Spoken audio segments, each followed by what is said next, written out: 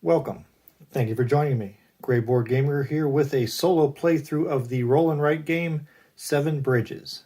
As I normally do, instead of front loading the video with a whole bunch of rules and explanation, we're going to dive right into the game. And I'll explain the concepts, rules, and terminology as we play. With that said, let's get set up. For this solo playthrough, we will need our 6 dice provided. We'll set those off to the side in the dice tray. We'll need our pad to actually play the game on. Very thick, double-sided pad, plenty of playthroughs here. Some pencils. These colored pencils came with the game, along with, I believe, 4 other ones. And an eraser in case we make any mistakes. And I'll try not to. In the solo version of 7 Bridges, I'll be drawing my map, competing against an AI player who is Leonard Euler, an 18th century mathematician. And one of the solutions that Euler presented was what was known as the 7 bridges problem. And it stated whether or not it was possible to cross each bridge only once and then come back to the starting point, which if you try it on the map, it's not possible. They let you know that in the rulebook also. And Euler's solution to proving that it could not be done is considered to be one of the first theorems of graph theory. That's our history lesson for today. So now we'll get into the game. And we're playing against Euler. Euler doesn't draw on the map at all, but more or less takes all of the points that I do not manage to score. As you'll see, these are the points here, which will tally up at the end. And Euler will take every bridge we don't cross, every landmark we don't visit, every building we don't go in front of, every tree we don't go in front of, every map square we don't go off of, and every power we don't use. He'll get all of the additional points, which makes him quite a difficult opponent. You can begin on any square on the grid as long as there's a path there for you to start on. And the game manual shows you with this map the starting areas and how difficult they are if you're playing the solo game. If you're playing and you're starting off in an area that's a 1, it's much easier than these areas down here in the bottom left and especially down in the bottom right. The higher the difficulty, the more difficult it will be for you to beat Euler. I will not pick my starting location. I'll choose it randomly, as I like to do with most games. And the manual lays out a way to do this. So we roll 1 die. And we got the 2 symbol. We look over here on the left side. That 2 corresponds to a 1. The first die you roll tells you which quadrant you're in. You'll see these little letters up here. I for 1, double for 2, 3, and 4. So since I rolled a 1, we'll be starting in this quadrant right here. And then we roll again for the row. And now we rolled the straight line. And that corresponds to a 4. So we're going to come down to row 4, which is right here in quadrant 1. And the last thing we need to see is which column we're in, and where those 2 intersect. That will be our starting point. We'll roll 1 last die. We'll get the 2 again, which we already know corresponds to a 1. So we're going to come to quadrant 1, row 4, column 1. And we're going to start right here. And we show that we're starting right there by filling in the starting path right there. So we'll fill in the paths all within that grid square. So we'll see how difficult our starting point is. And it looks like we're starting at a medium difficulty. So this is going to be a medium difficulty run against Euler. So let's see if we can beat him. And I'll explain how the drawing and everything goes and what the rules are for drawing on the map as we go through the playthrough. We're only going to be playing a 2-player game. The solo game is considered a 2-player game. And down here you have the 5 rounds that the game is played under. And each of those has 6 segments in it. And that's for up to 6 players. Since we're only going to be 2, we're going to color in all of the first 4 spots in each round to show that we're not going to use them. With those colored in, you can see we have 2 turns in each round available for myself and Euler. I will use the red pencil when it's Euler's turn so it's easier to see on the track here whose turn it is. I'll go ahead and continue to use my blue for myself. So I will take the first turn in round 1, which means we roll the dice. And now we'll take those dice and I'll place them next to the board or next to the pad so you can see them easier. And now we can see them in relation to the gamepad here. Now this is dice drafting in each round. Since I am the first player in this first round, or in this first turn of round 1, I will draft first, followed by Euler, and we'll go back and forth until all 6 dice are used. So I have to make a choice. Which one of these 6 do I want? When choosing the dice, there are several rules that you must keep in mind. First is whatever die you draft has to connect to your existing network. That means connectivity. So you're going to have to connect to a point that you already have drawn on. The next concept they have is extremity. I'll show you here in the rule book. Here with extremity, at least one endpoint of the new line, so whatever die I draft, one of the endpoints has to be where it connects to my network. For example, I couldn't connect to my network with the corner of this little elbow. It would have to be one of the ends.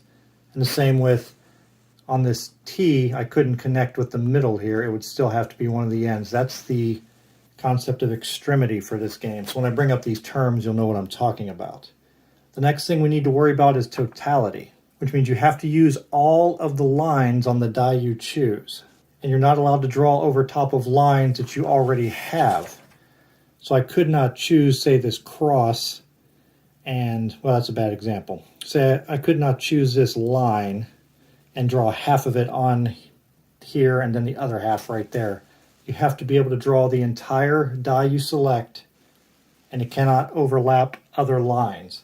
It is allowed to cross perpendicular, but it cannot overlap. And then the last rule when selecting a die to draw is exclusivity, which means whatever die you choose, the entirety of it has to be drawn inside one grid square. It can't straddle multiple squares.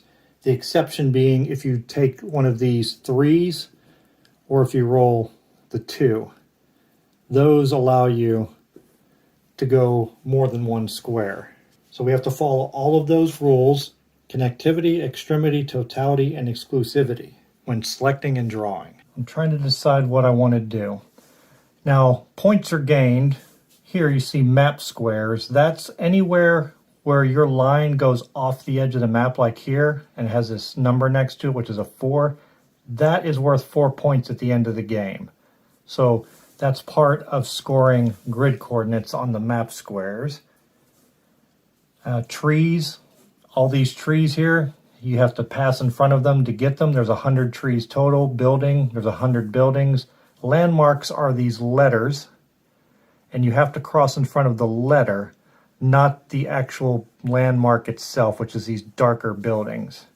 And crossing bridges is pretty easy to explain. You just have to get totally across the bridge. And this last one, footpath, closed loop, we'll go over that near the end of the game. Which die am I going to choose? I could take the cross and put it right here, but I think it'd benefit me more to get some distance going, and I think I'll take the 3. Now, if you take the 2 or the 3, you can draw up to that long. So I could draw 3, 2.5, 1, a half, anything in between. So if I take the 3, and I'll start here on this end point and go 1, 2, and then I'll end right there at a half. Or I could just stop at 2 because there's a bunch of T's in there that I could use next. So I'll do that. I'll take this 3 and draw just 2. And you'll have to excuse me if I'm a little awkward. I am actually reaching under the tripod to do this drawing on the map so I can keep it in frame for you. So I drew that, which will pass me by several buildings, which will be worth points at the end of the game. After I draft and draw, then Euler drafts and draws. Euler will draft the lowest numbered die possible. So if we look here, this stack of die represents what Euler would draft also. If this 3 was still there, he would have taken that. Then we go to the 2, which is the crossroads.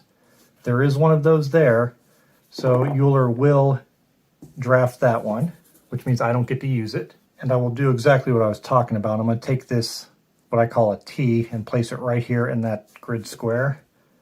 And that'll give me 1 point at the end of the game because I'm going off the edge there. And that gets me really close to this landmark here. Euler will draft this T because it comes before this line on this ranking order here. So Euler will take that, leaving me with a choice between another T and a straight line. And I will take the T because I can connect that endpoint right there on my grid and go right off of the grid there too for 2 points. And I crossed in front of a landmark. When you cross in front of a landmark, you have these lines down here, which is how you score for landmarks and bridges.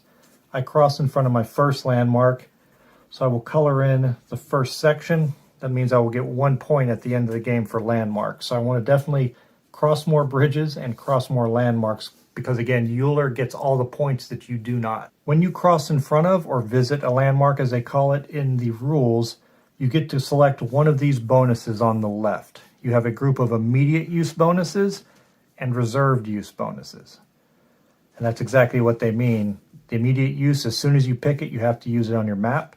Reserved, you can select it and use it at a later time. The immediate use is like you just rolled another one of these die, and they can only be used once per game. Plus, for every one you use, it's worth that many points next to it at the end of the game also. So the little hash mark, if you use it as a bonus, it's worth 6 points at the end of the game. I want to get myself going this direction so I can start getting to the rest of the map because there's no crossover here. I need to get to these bridges. So I will choose the immediate use of the 2 or the cross here, and you color in the little arrow to show that you used it. And I'll connect it to my map right there. These are rerolls. And this is the footpath. It's like a dashed mark because you can see some of the locations are dashed footpaths.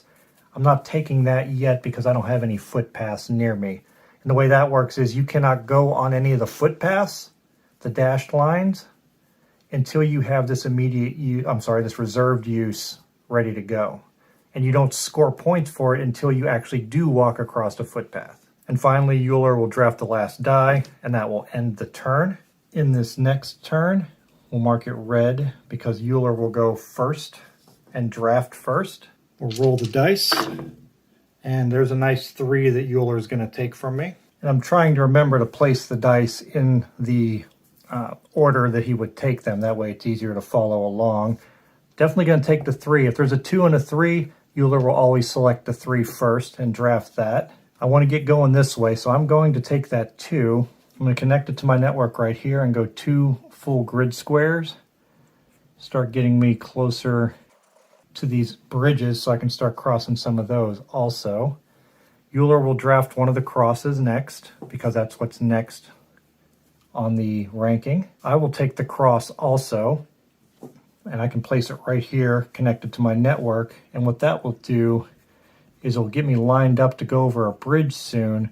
Plus, it'll start pointing me up this way where I can go off and get an additional 5 points. So Euler will take the straight line, leaving me with just the little elbow. And if you can place it on your map, you have to place it. And there's something that you can do called downgrading if you can't place it. So for example, if there was nowhere on my map that I could place this elbow legally, I could downgrade it to the next level. And as you can see, the little elbow here is a 5. So the next one would be a 6. So if I could not place this, I would downgrade it to the next one, which is there. You physically turn the die over, and then you can use it because this little dash can be used anywhere. It can connect to any part of your network. But I can see places I can use the elbow. I just need to decide where I want to use it. I will come over here and use it to start me crossing in front of these couple of trees here. Maybe get some points for that. If I cross in front of those trees, maybe I can come off to this edge and get those 6 points at the end of the game. And that'll be the end of round 1. Then you've passed the first player marker, so Euler will go again first. in round 2 and draft first.